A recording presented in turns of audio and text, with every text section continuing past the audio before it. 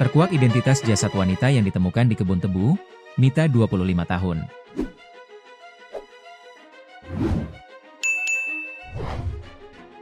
Penemuan sosok jasad di perkebunan tebu wilayah Desa Seri Bandung, Kecamatan Tanjung Batu, Ogan Ilir, Sumsel pada Minggu, 18 Mei 2025, siang sekira pukul 13.30 WIB membuat warga heboh.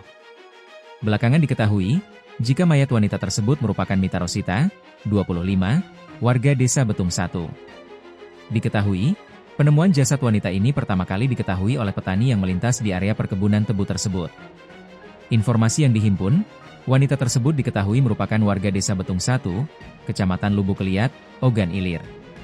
Kepala Desa Betung 1, Dedi Kirana membenarkan bahwa wanita yang ditemukan tak bernyawa itu merupakan warga desanya.